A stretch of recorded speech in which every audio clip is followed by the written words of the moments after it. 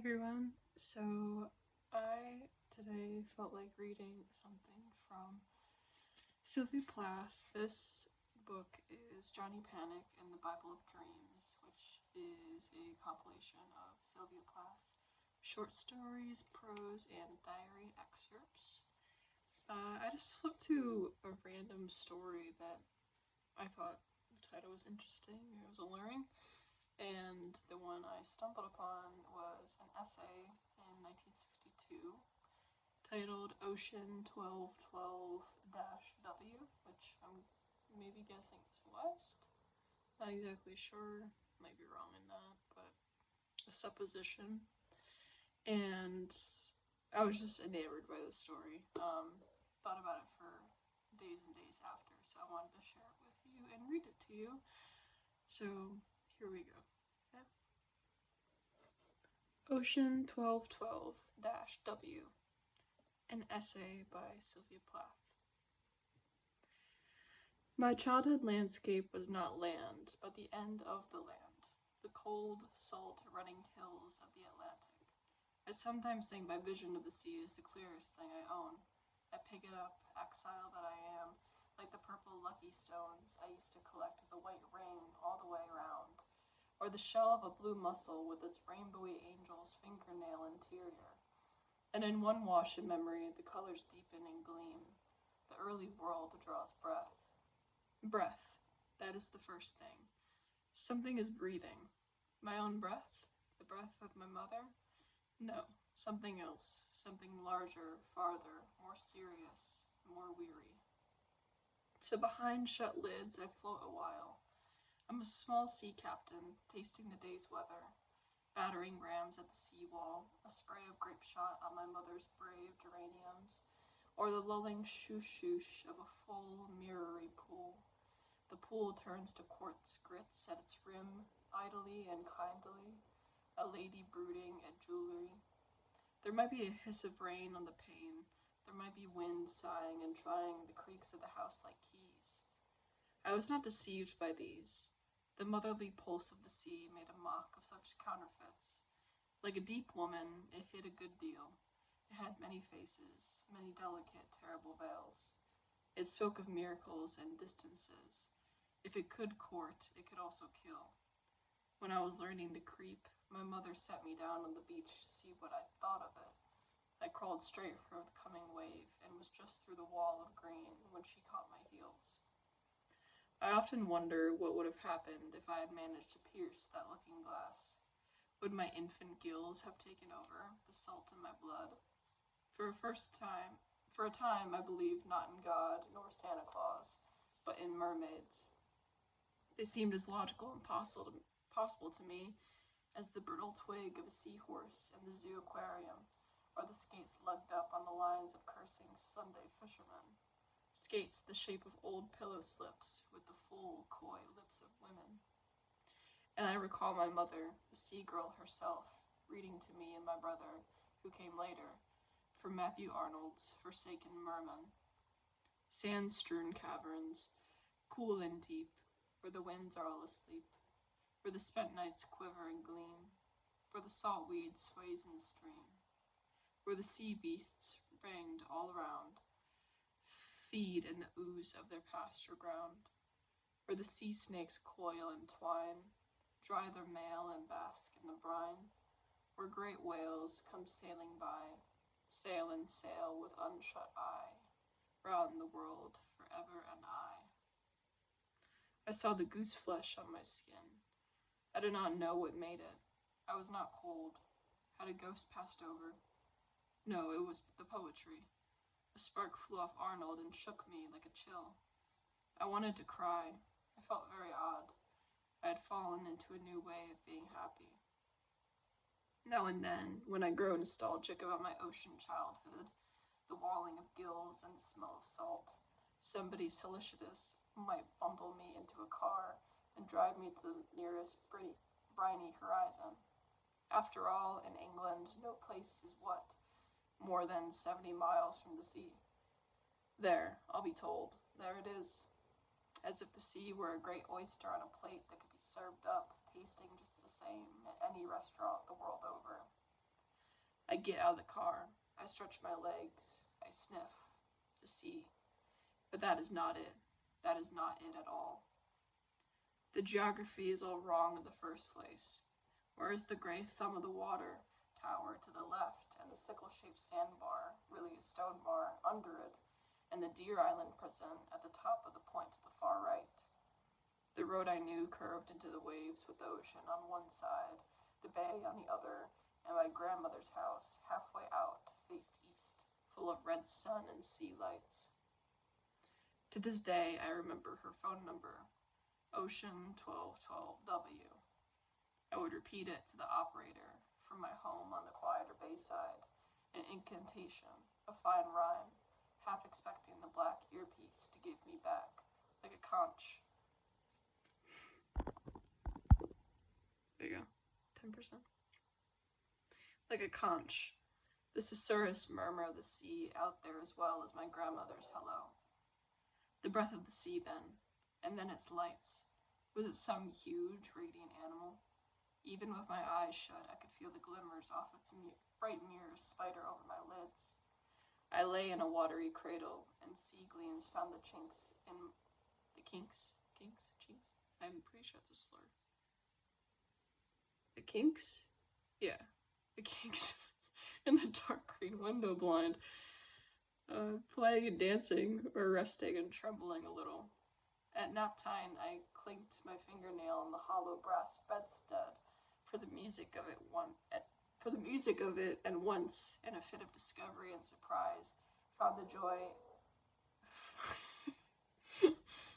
the join in the new rose paper, and with the same curious nail bared a great bald space of wall. I got scolded for this, spanked too, and then my grandfather extracted me from the domestic furies for a long beachcombing stroll over mountains of rattling and cranking purple stones. My mother was born and brought up in the same sea-bitten house. She remembered days of wrecks where the townspeople poked among the waves' leavings, as at an open market. Tea kettles, bolts of soaked cloth, the lone,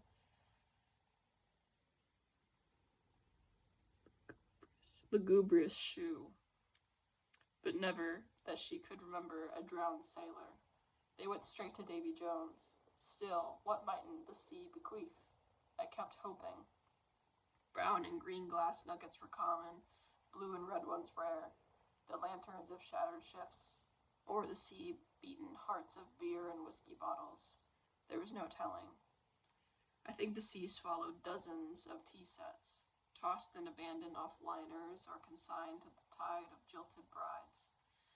I collected a shiver of china bits with borders of larkspur, and birds or braids of daisies. No two patterns ever matched. Then one day the textures of the beach burned themselves on the lens of my eye forever. Hot April. I warmed my bottom on the mica-bright stone of my grandmother's steps, staring at the stucco wall with its magpie design of egg stones, fan shells, colored glass. My mother was in the hospital. She had been gone for 3 weeks. I sulked. I would do nothing.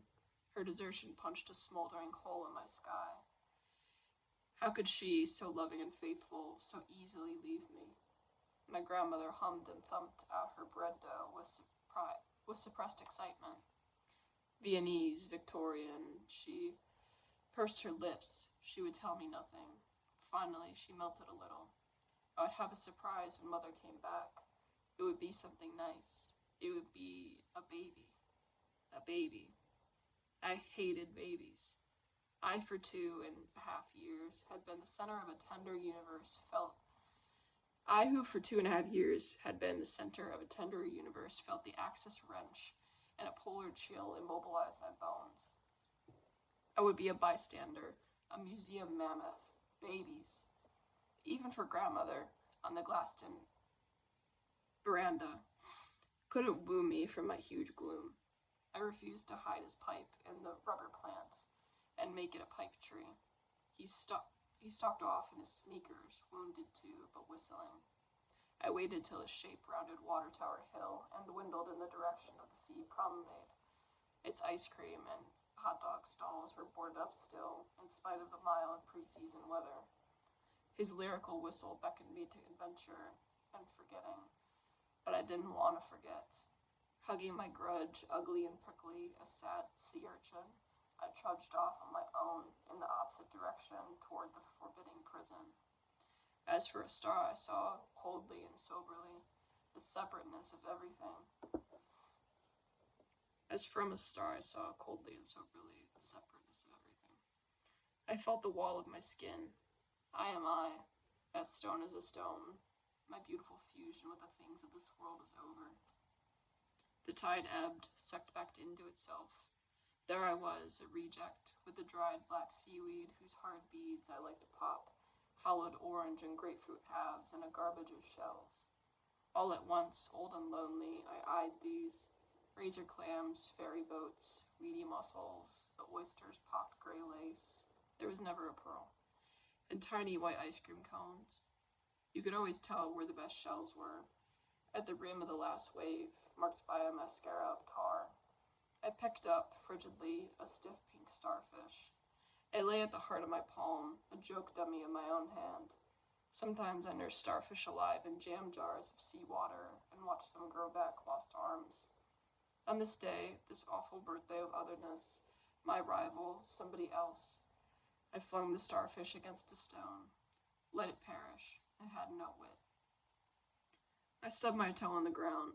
I stubbed my toe on the round blind stones. They paid no notice. They didn't care. I suppose they were happy. The sea waltzed off into nothing, into the sky, the dividing line on this calm day almost invisible. I knew from school the sea cupped the bulge of the world like a blue coat, but my knowledge somehow never connected with what I saw. Water drawn halfway up the air, a flat, glassy blind, the snail trails of steamers along the rim. For all I could tell, they circled that line forever. What lay behind it? Spain, said owl-eyed Harry Bean, my friend. But the precocial map of my mind couldn't take it in.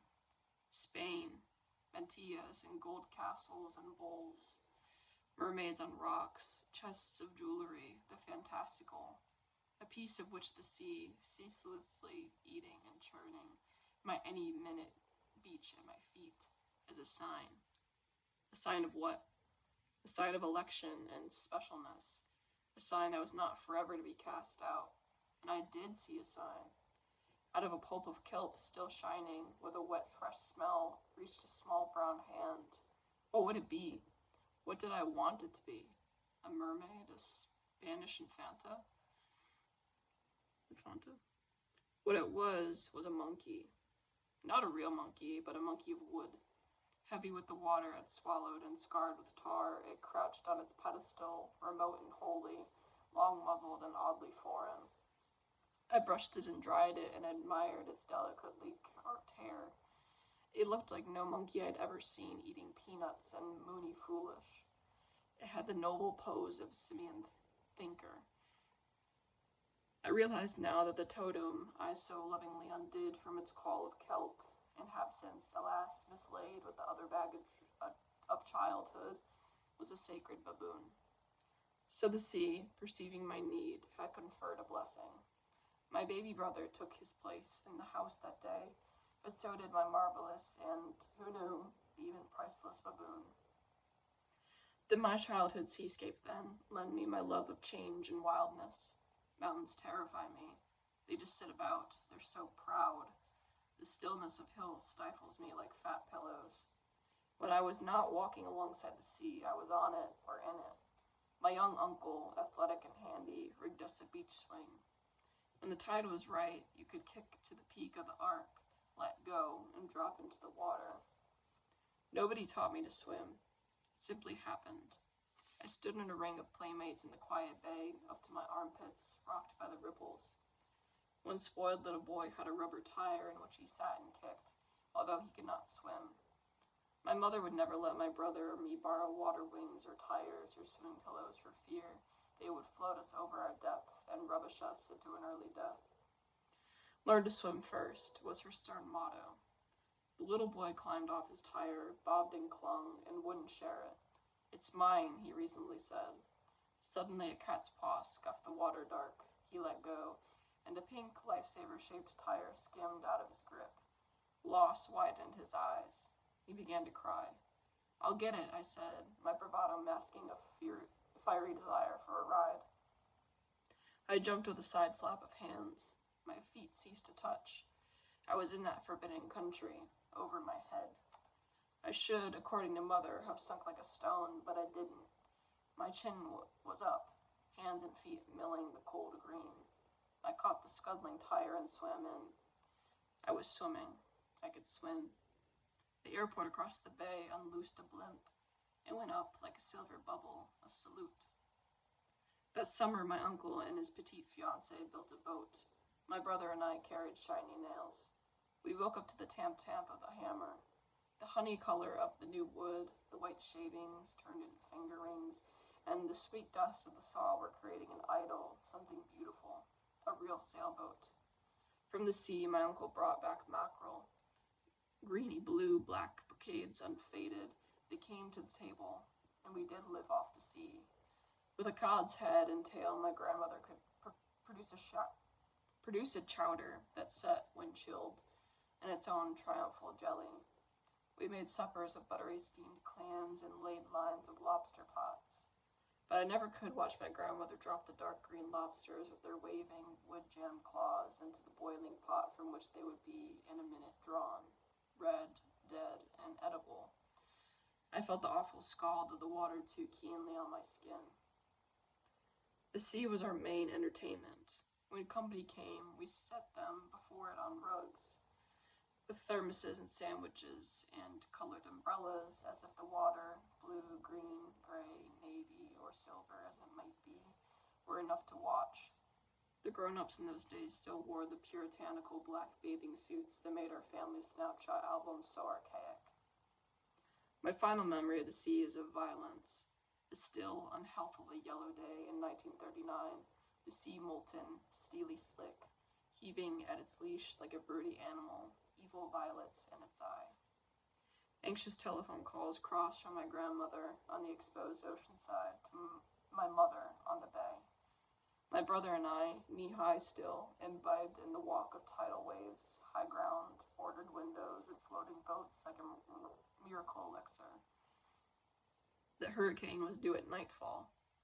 In those days, hurricanes did not bud in Florida and bloom over Cape Cod each autumn as they do now. Bang, bang, bang, frequent as firecrackers on the 4th, and whimsically named after women. This was a monstrous specialty, a leviathan. Our world might be eaten, blown to bits. We wanted in on it. The sulphurous afternoon went black unnaturally early, as if what was to come could not be starlit, torchlit, looked at. The rain set in, one huge Noah douche. Then the wind. The world had become a drum. Beaten, it shrieked and shook. Pale and elated in our beds, my brother and I sipped our nightly hot drink. We would, of course, not sleep. We crept to a blind and hefted it a notch. On a mirror of rivery black, our faces wavered like moths, trying to pry their way in. Nothing could be seen. The only sound was a howl, jazzed up by the bangs, slams, groans, and splinterings of objects tossed like crockery in a giant's quarrel. The house rocked on its root. It rocked and rocked and rocked, and its two small watchers to sleep. The wreckage the next day was all one could wish. Overthrown trees and telephone poles, shoddy summer cottages bobbing out by the lighthouse, and a litter of the ribs of little ships. My grandmother's house had lasted, valiant, though the waves broke right over the road and into the bay. My grandfather's seawall had saved it, neighbors said. Sand buried her furnace and golden whorls, salt-stained upholstered sofa, and a dead shark filled what had been the germanium bed. But my grandmother had her broom out. It would soon be right. And this is how it stiffens, my vision of that seaside childhood. My father died. We moved inland, whereon those 9 first years of my life sealed themselves off like a ship in a bottle. Beautiful, inaccessible, obsolete, a fine white flying myth.